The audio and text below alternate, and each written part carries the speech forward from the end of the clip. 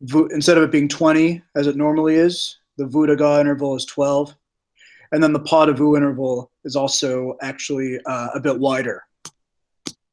So we're basically shifting. We're basically moving the.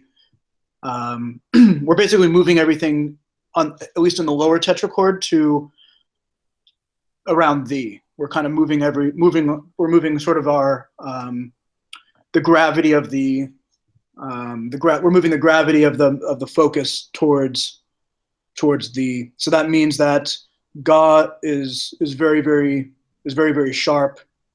And actually, the vu is a little bit, and the vu is actually a half step flatter. So instead of it being 20, it's 12.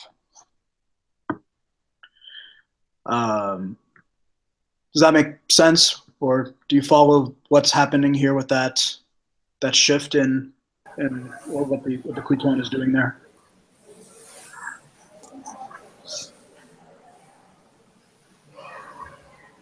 Yep.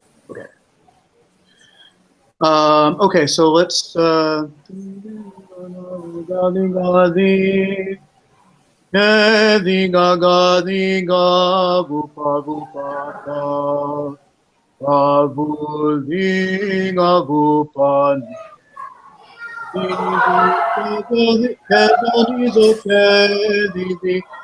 a diatonic chord of K. So this is diatonic upper tetrachord. So this is a brief phrase on agia. Practically speaking, this is pulling down ni. So the ni that's at the top of these two notes is actually lower than it would be in the hard chromatic scale. So instead of kezoni's okay, it's kezoni's okay. So it's the ni is lower in this case. Di kezoni's okay, di ke di ga vu pa pa di ga di ke. So here this is a D gorgon. So we have, this is actually, so it's like a double gorgon, and that'll affect this note, the note before it, and one note after it. So it's essentially like sort of like doing a triplet, I think is the analogous term in Western music. Pa di ga di ke di ke zo ni pa ni zo ke zo di ga di ke zo ke di ga di ke di ga di ke zo ke zo pa ni zo ke di ga vu di ke zo ni zo pa ni zo ke. So just to point this out, this climactic phrase here is one of these. If you were on the last lesson with Amy, if you remember in the Doxastikon we reviewed, we had a long melismatic phrase on multitude. We had a multitude of notes on multitude. So these long extended phrases that we're seeing are actually from the old Stichorarion. So these are from the pre-Petros of the pre-Petros Lampedarios style of singing these Stichoraric melodies. Effectively, that's what you more or less see when you have these extended phrases more or less on one syllable. And I think it does a really nice, I think he did it very tastefully here, because you can imagine we have this climb from the all the way up to high pa, and if you overuse these kinds of things, they kind of lose their effectiveness, they lose their flair, they're no longer special. But this is typically where you find them, is sort of like in the penultimate or in the maybe 3/4 of the way through a piece, you kind of get this climactic moment on a very dramatic part of the hymn. If you think about the way we have text painting in our hymnography, so he chose to do it on God, on the word God here. Okay, and I'll just finish it out here. Kezo ke gavu pa pa ni pa vu pa gavu ga di. So when we have final cadences in plagal second mode, when we're ending something and there's going to be a priest or a deacon's part immediately following, our concluding phrases are going to be up on thee as opposed to being down on pa. If there was something, if there's another hymn to be chanted immediately following this, then the hymn would end on pa. Great mercy instead of mercy, and so on. Any questions in the Paralagi? Any things that stood out to you that you want to cover again?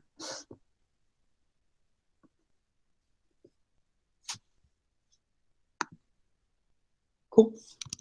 All right, let's go through the melody then.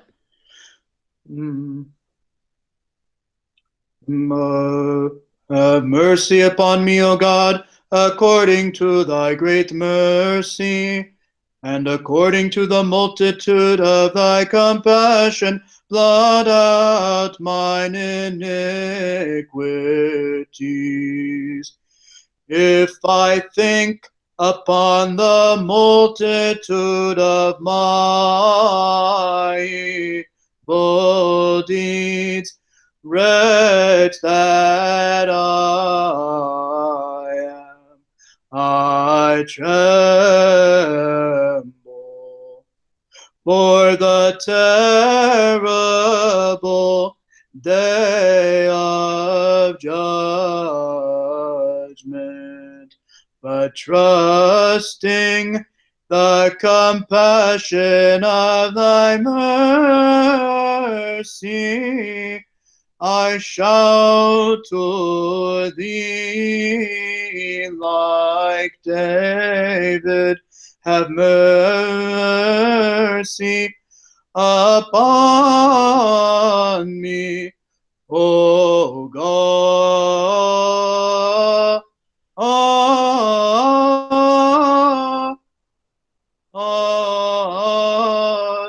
According to thy great mercy.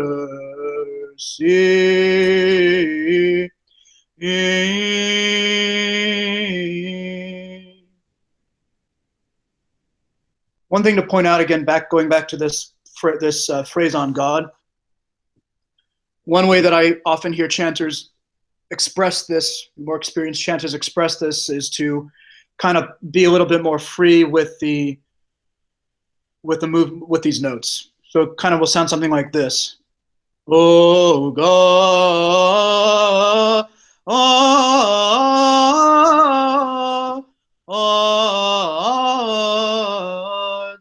so you can tell there's a lot of liberties being taken off the off the paper, but this is sort of how, again, the oral tradition has kind of formed around these kinds of phrases.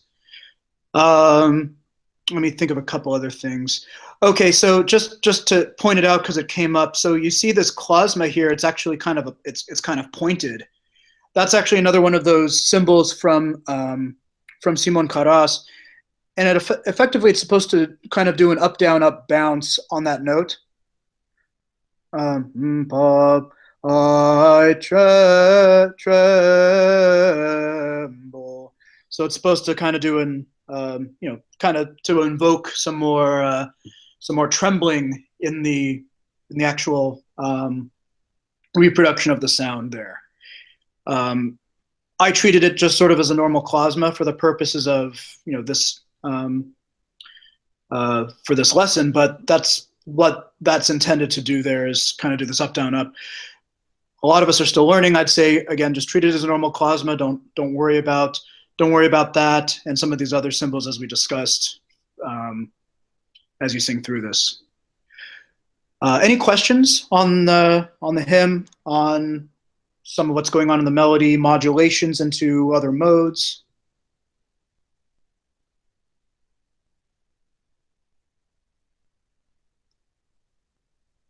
We good? Okay. So one thing I'll just quickly point out, just because I thought it would be worthwhile. So this is actually this is the classic score in Greek, and actually I have the classic. Oh, I'll just show you the classic score in English. So this is Father Ephraim's adaptation. Father Ephraim of St. Anthony's. This is his adaptation into English. And just glancing briefly through the score, you'll see that in the first hymn there are no modulations. In the second hymn we get pretty much we get two modulations. We get a soft chromatic modulation, and then we have zygos here, which is one of these kroas that is temporarily pulling notes close together.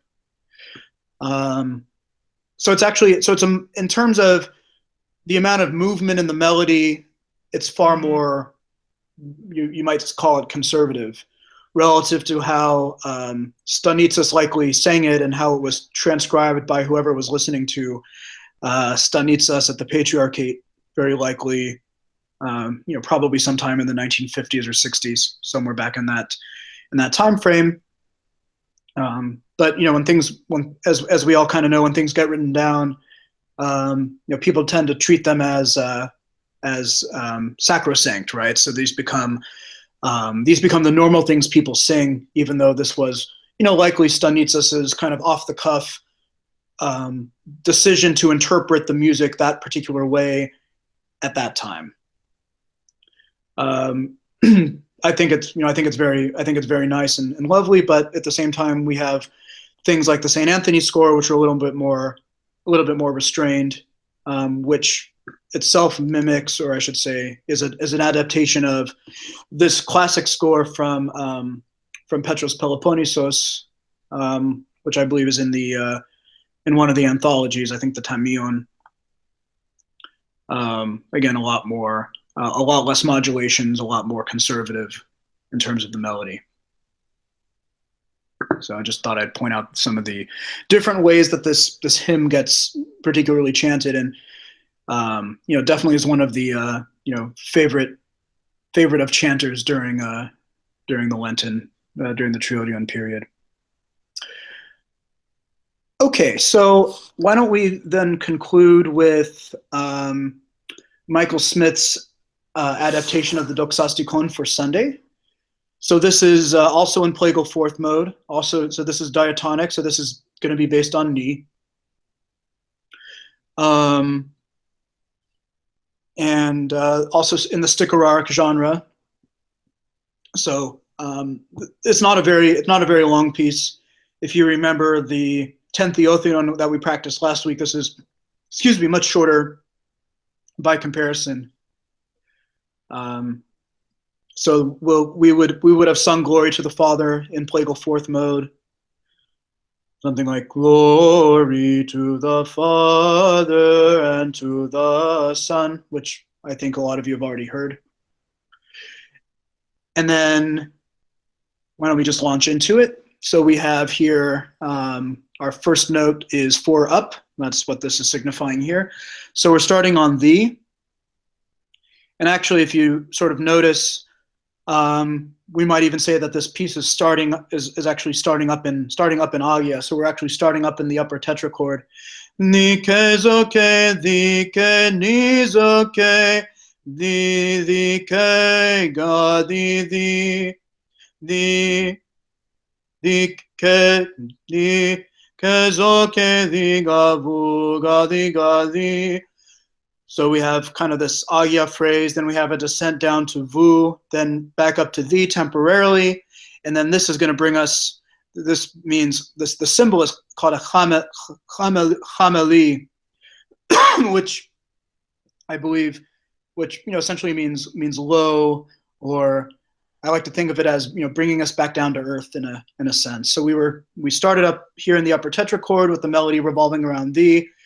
We come back down, we kind of come back down halfway to vu, temporarily backed up to thee, but then down to pa, back up to thee, and then down, and then to vu, and so forth. So plagal fourth hymns in the Sticherark genre lots of cadences, so lots of phrases on the, of course, ni, which is the bass note, and then we also have a lot of phrases on vu, vu being another stable note, generally in plagal fourth mode. And then, in fact, we also have a cadence on low V, which we might even also call Aya, because it's following it in the actual melodic phrase. It follows the rules of Agia, even though we've gone below Ni here. Anyway, I'll go ahead and sing through it par lagi, and then we can do melody. And then, like I know Amy likes to call for volunteers to sing it. So if we have any people on the anybody feels comfortable wanting to take it themselves, then that sounds good. Okay. Dikezoke, dike nizoke, dike ga di. Could have done a sharper ga there. Dike ga di.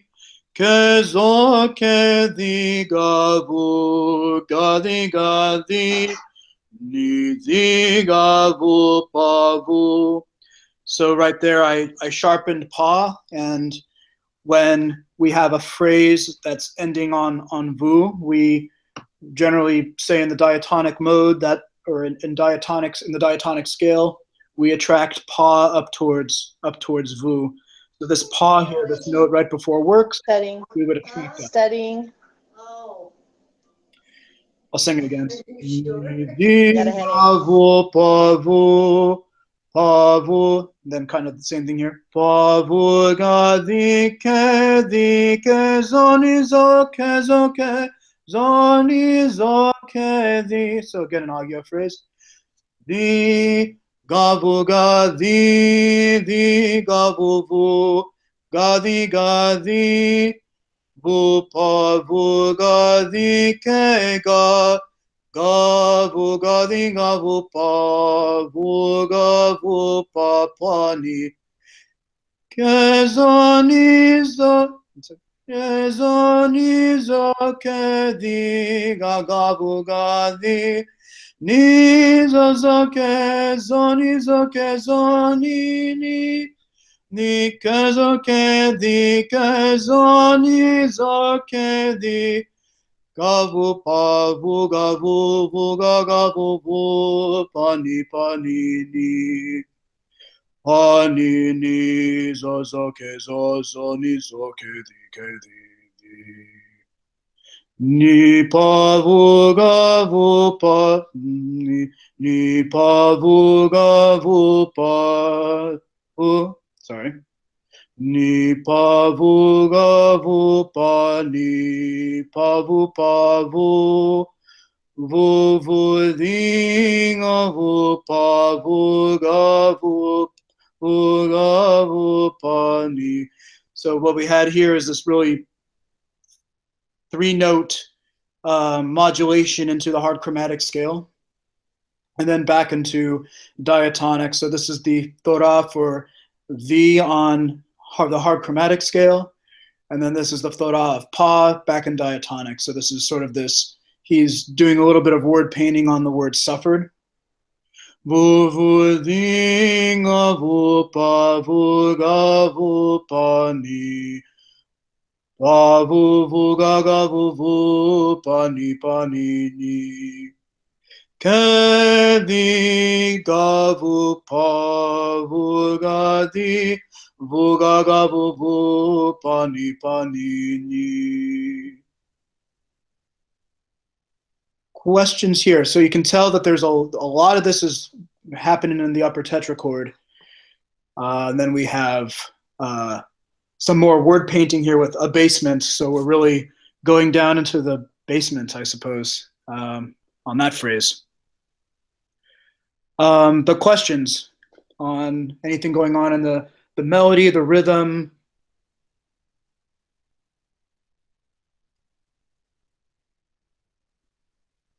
Okay.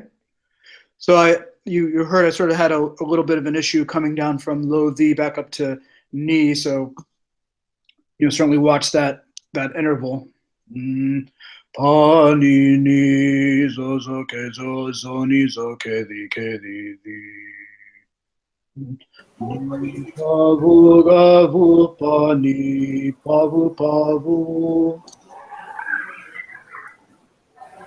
Okay, so I will then sing it in melody, unless again there are no other questions. Actually, I have one question. Yeah. Where would you put like the Eson? Because I don't see any Eson parts in here. Yeah, good point. I actually meant to say something about that. So, in this case, I like.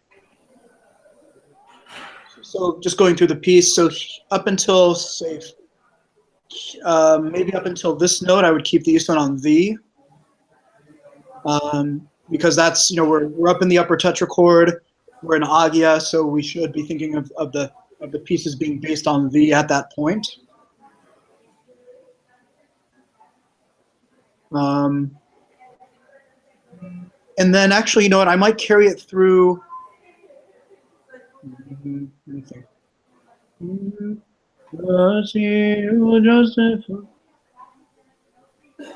Justified himself. Yeah, I'd keep it on the up until here.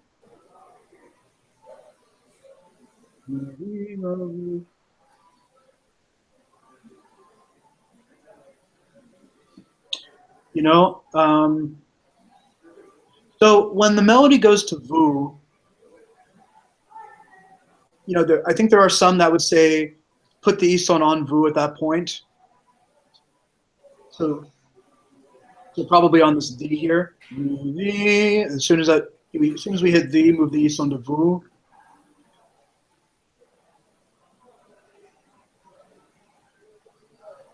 And then back up, and then as we start to move back up in the upper tetrachord, probably around here, we move the Eson back up to V. And then, and then we're pretty much in agia up until the remainder of this phrase to this martyria of V, and then probably go back, and then I would say Eson on ni. Eson on ni, like starting here.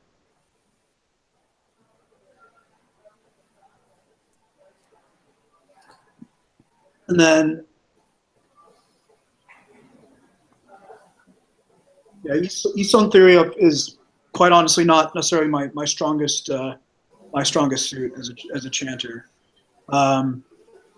because you could support doing, and then for this next phrase, we pretty much are in the upper tetrachord the entire time. You could justify doing Eson on V, I think, although some might want to sort of create the create the distance in the melody by doing Eson down on ni.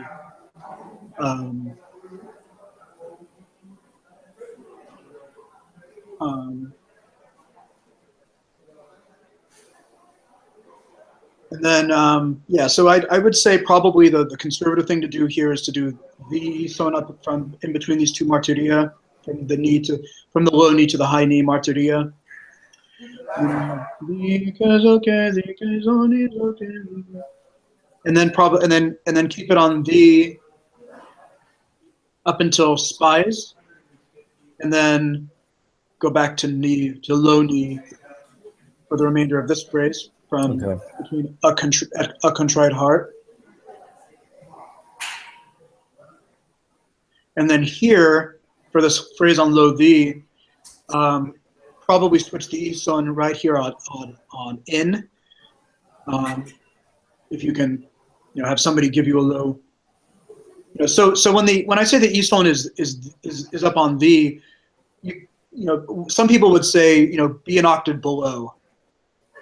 I personally speaking don't have the vocal range to do a strong low V, but if you have people that can do it, by all means do it. And then the same thing would be here. Do low V for this phrase here. For the phrase we fall down before thee, I would do ison on ni. Yeah, I would do ison on ni the entire way through up until our sake. Actually, yeah, I think I would just keep then from this point forward, keep the ison on ni for the rest of the piece. Okay. Yeah. Some people would say at this phrase, and with cries of sorrow. So one thing I just remembered is, so the way this sings is, some might change the ison to ga here, up until the word for, up until the syllable for, and then move back into ni. Yeah, so you and with cries of sorrow,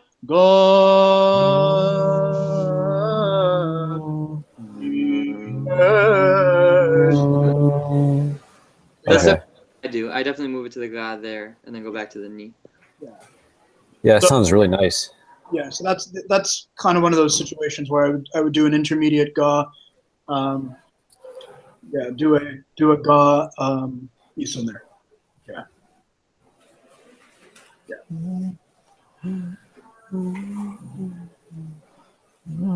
Okay.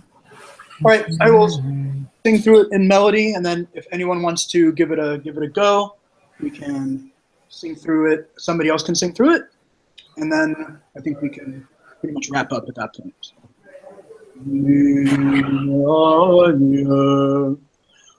O Lord, thou hast condemned the Pharisee, who justified himself by boasting of his works, and thou hast justified the publican, who humbled himself, and with cries of sorrow begged for mercy. For thou dost reject proud-minded thoughts, but thou dost not despise a contrite heart. Therefore in abasement we fall down before thee, who has suffered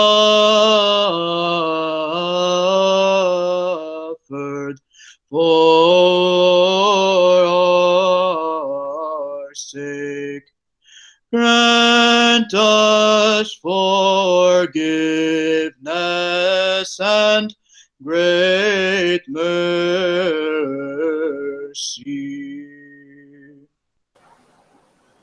So some people might sing it at an even slower pace, kind of how you heard Sam doing it last week, if you were on the hangout last week. I tend to sing it at a kind of a more upbeat tempo myself. Although, if I'm at all paying attention to any clock and I'm thinking about when if we're running early on Orthros, et cetera, I might sing it more slowly.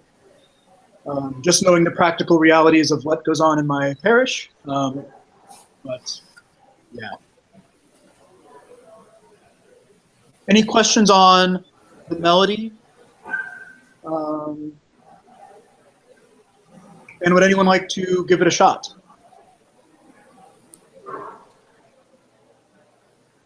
I can try it. All right. Wants to. Now, yeah. O Lord, thou hast has condemned the Pharisee, who justified himself by boasting of his works, and thou hast justified the publican, who humbled himself, and with cries of sorrow begged for mercy. For thou dost A little bit higher.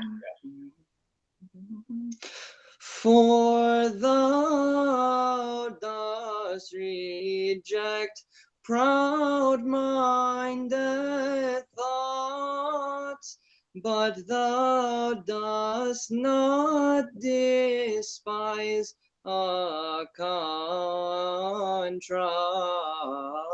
heart. Therefore in abasement we fall down before thee, who has suffered.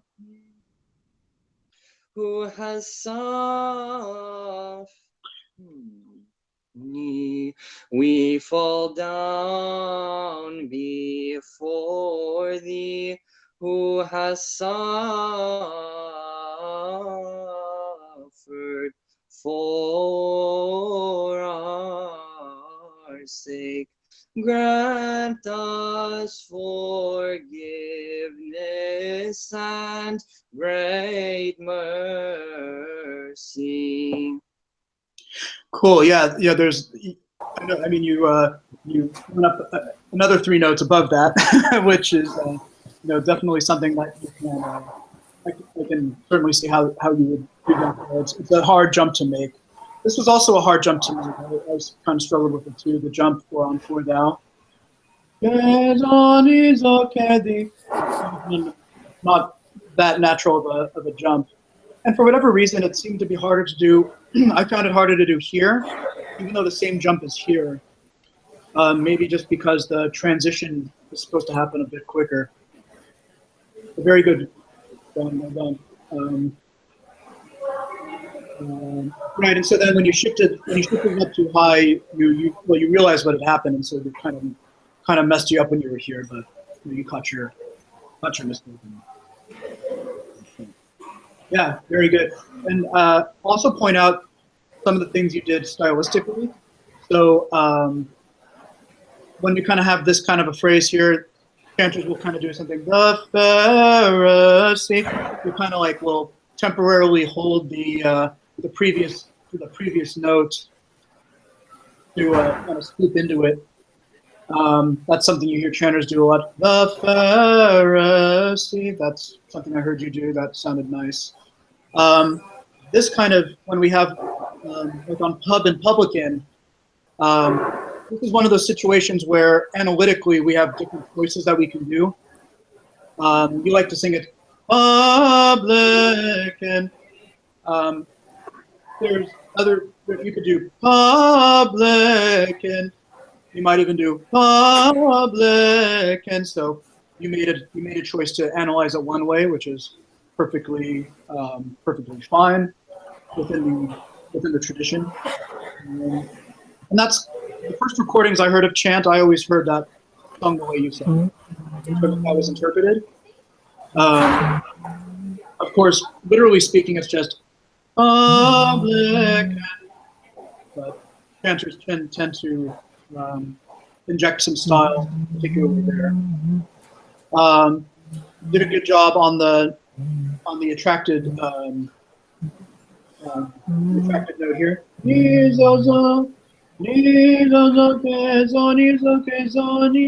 Good job there.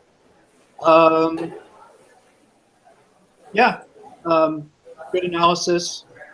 You were fast with your tempo, which again is, if that's how you guys are used to singing it, great.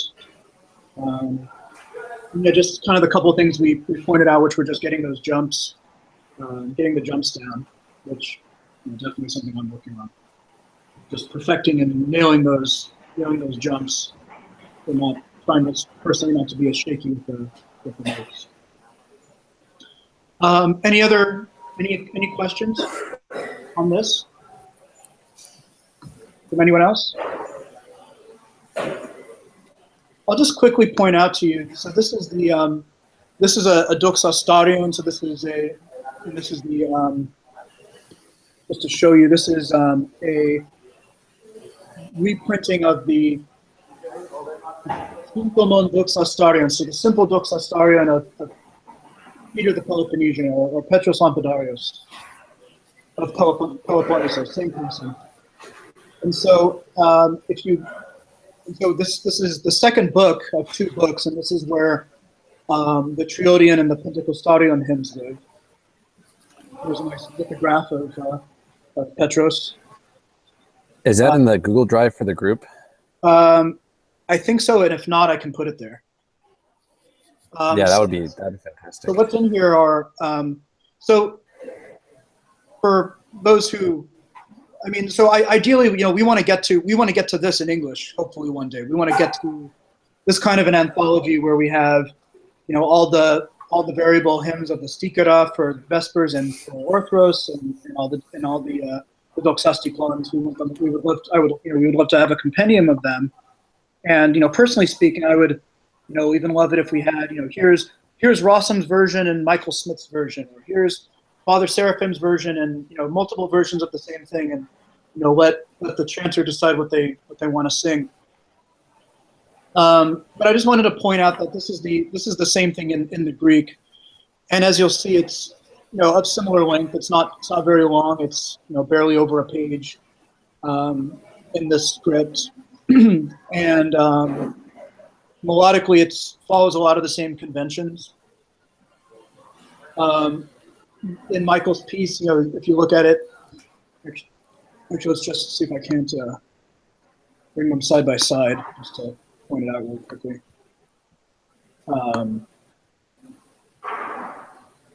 So Michael started his piece all the way up on V, and in the case of the Greek, we actually start on Vu and then move up. And then come back down to V, and then he kind of does the same thing where he goes really back down and back up. So a lot of similarities. Of course, making accommodation for the changes in syllables. Of course, that's why we don't just for those who are not familiar, we want to be faithful to the originals while adapting syllabically as best as possible into English. So that's why we don't just cross out the Greek here and put in English. That would make for a lot of awkward phrasing, obviously. But I just wanted to point out that a lot of the things he's doing are very similar.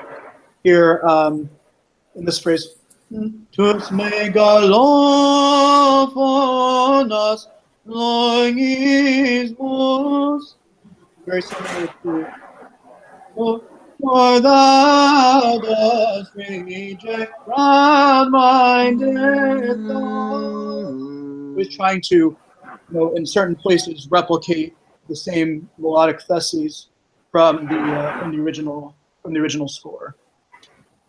And let's see, does he also go down to low V? I'm not sure if he does, but let's see.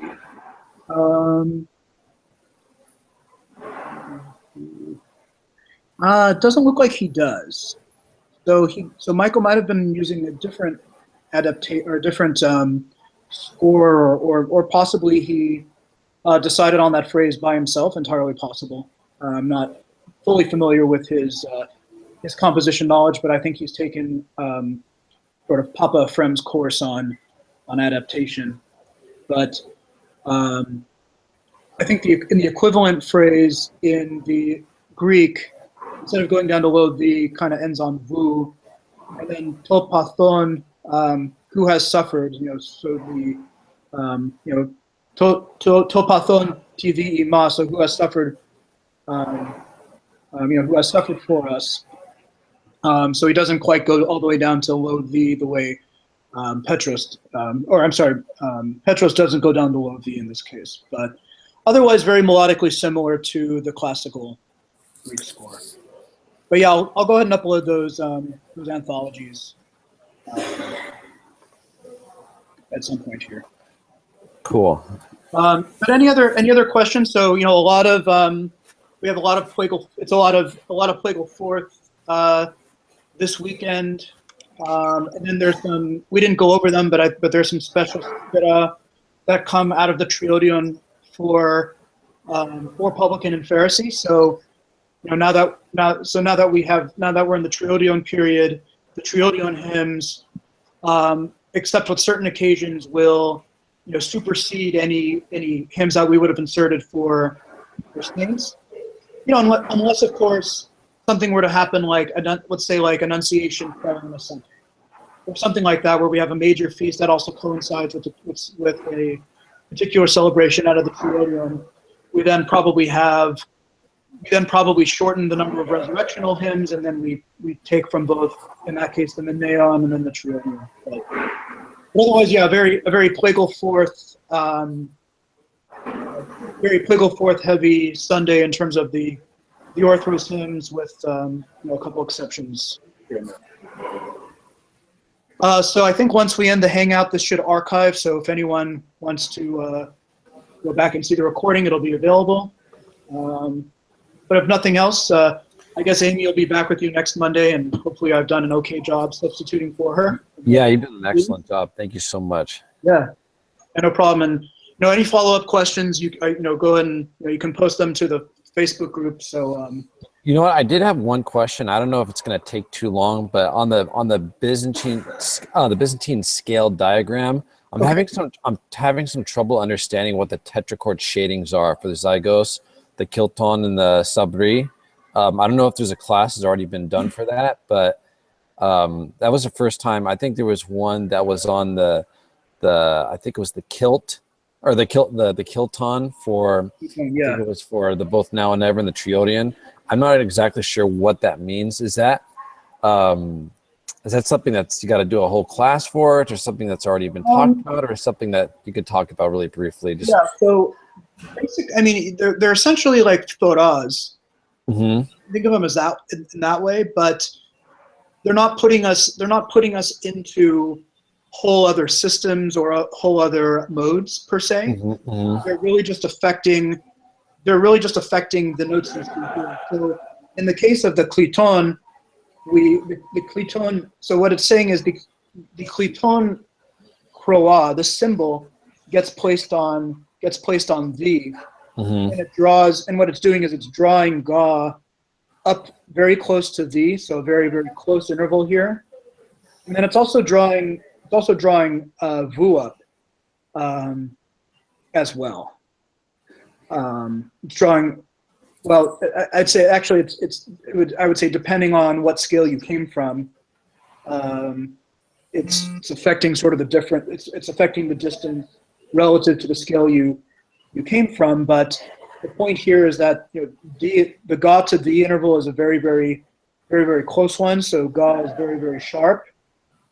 And then, so just if we look back at the diatonic, let's look back at the diatonic and then the hard chromatic scale. Mm-hmm. In this case, what it's primary. So actually, if we look at Ga and V, we see that it's already 4. So really, the main effect here is what's going on with Vu to Ga. So if we compare, Ga to V here is 4, and the hard chromatic scale, Ga to V is 4.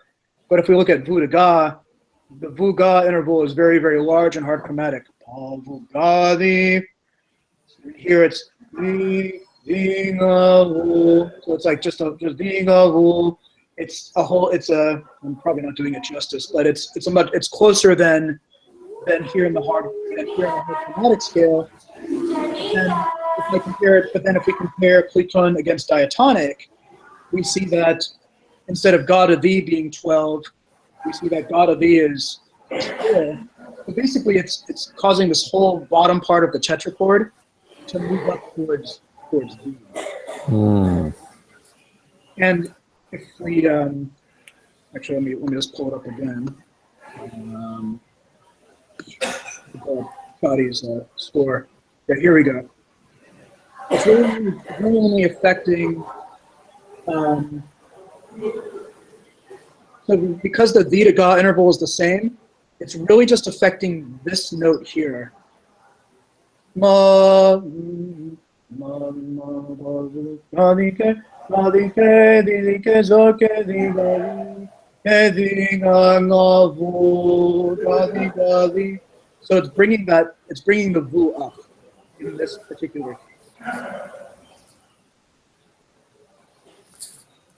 So let's pretend the crow isn't there for a moment. My evil deeds, my evil deeds. So you hear that interval is much larger. But now let's pretend the cliton is back again. My evil deeds. So essentially, we're sharpening the vu. We're bringing the vu up towards Ga, closer than the hard chromatic. Oh, okay. So the vu to Ga interval becomes 12. I know for me personally, it's hard to actualize 12 and 20, but and ideally you're supposed to hear these things and then go, you're supposed to hear it and then go, okay, so that's kind of what 12, that's a 12 moria interval, and this is a 20. But that's effectively what it's doing. It's sharpening the vu, so vu is a little bit closer to Ga than it would otherwise be in the harp chromatic scale. The cliton is what the epistle is in, right? Yeah, so the reader's tone is supposed to be cliton. So effectively, I think of it as cliton. So it's cliton, and then as you see here, cliton only really affects the lower tetrachord, right? So we don't see anything about cliton above V. So effectively, the V to K interval is normal. We would say one whole step. Like in the diatonic scale, more than likely. So I would think of the upper tetrachord as essentially agia. If you're if you're moving up past V when you're reading the epistle. Although we're not really talking about doing a lot of things melodically, right? We're kind of hanging around V, and really not moving around all too much when we're reading. So. So yeah, I'd say when we're saying that the epistle is in cliton, what we're saying is the cliton. I think what we're saying is the cliton intervals apply below at V and below, and then V and above, more or less agia. But I think in practical reality,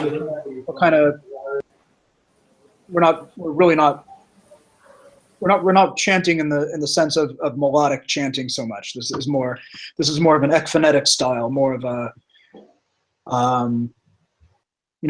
we're not so much. Yeah, I don't know how else to. the words are escaping me. I think Richard composed a liturgy that was mostly in cliton for the Sacred Music Institute last time. Yeah. So actually.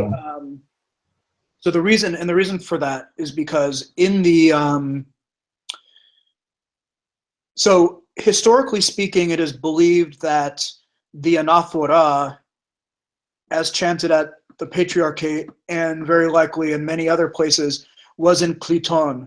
So typically nowadays we tend to think of, once we more or less get to the cherubic hymn, we're in the mode of we tend to be in the mode of the week, or there are other sometimes principles guiding our choice of the mode for the liturgy. However, once upon a time in the not too distant past, the anaphora was believed to have been sung in cliton, and then compositions for the anaphora came later. Are very modern. So the classical anthologies don't even have them. So it's only really modern liturgy books printed within more or less the 20th century that we see any compositions. Sorry, I just need to plug in my laptop here. That we see any compositions for the anaphora. Now, are they, in terms of in terms of what should we do, I mean, the tradition of chanting the anaphora in some mode is more or less, I think, established. But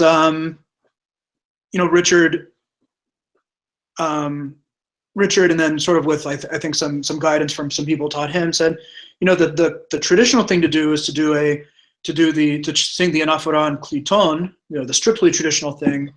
And so we're not, and then in terms of as you see what's going on with the melody, or what you see what's going on with Kliton, it's very simple. It's very simple and simple sounding. And there's perhaps the argument to be made that it should be simple and simple sounding because we're trying to emphasize the actions of the offering, of the anaphora, of eventually the consecration of the Eucharist. I've heard people sort of make that argument about the desire to have the anaphora on Kliton. So anyway, that's kind of where I think his thinking was informed by. I think it was informed by the fact that it's not difficult to sing, relatively speaking. The melody pretty much stays around, it hangs around V with very little movement. And it's still, of course, very, very prayerful and traditional. So hopefully that makes sense.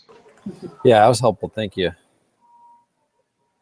I mean, personally, what we do in my parish is, so, there's something else I can upload to the drive. Is somebody shared with me a couple years ago something called the unwritten typikon. And the unwritten typikon prescribes some, generally what has come to be the tradition of the modes for specific big feast days. So typically feasts of the Lord, or what they say in, Eorti Despotiki, feasts for Christ. So Pascha and Nativity, and you might even say the presentation coming up on Thursday should be in first mode. These are first mode feasts, we might say. But then it also says things like Christmas Eve should have a second mode flavor. So there's kinds of these, things in the unwritten tradition, or some of these unwritten things that have sort of come into the tradition around, what are the modes we should be singing liturgies for specific feasts around. Mm-hmm. I think those are hardly sacrosanct. They're hardly set in stone, but it's kind of like what's sort of come into practice around how people sing for these feasts. So I'd say there's certainly, Richard also told me that when he got a job as a chanter at a parish in the Boston area, he started singing the anaphora on Kliton one Sunday, and then the priest gave him some funny looks. I think he was expecting something. I wouldn't say he was expecting one. My impression anyway is that the priest wasn't expecting one particular mode or another, but he was expecting something melodic sounding, if I had to guess. And Kliton is, kind of, as we draw the notes close together, it's kind of, with the sharps and the flats and the microtones, you don't quite get the melodic feeling that, or I'm trying to use, Western terms to describe this, but, you don't kind of get the nice C major scale that a lot of people kind of like, or you don't even get kind of, you don't even get really a minor scale. You get this, as the term says, this kind of shaded melody where you are just kind of inflecting the melody around the, so, yeah. Anyway, but more could definitely be. I think the croix, the tetrachord shadings, that could definitely be a class, and maybe that's something Amy might want to do, or maybe somebody else might want to teach. Maybe Sam would be up for it, but yeah. Yeah, that would be helpful for me. Okay. All right. But yeah, as I said, any questions that come up, go ahead and post them to the Facebook wall, so the group wall, so we can, multiple people can respond to the conversation. But otherwise, thanks for the opportunity, everyone, and looking forward to seeing you guys next time. Yes. Sounds good to me. All right. Thank you, Ross. Yeah, Appreciate it. Thanks, Ross. That's great. sure. Have a good night, everyone. All right. Good night.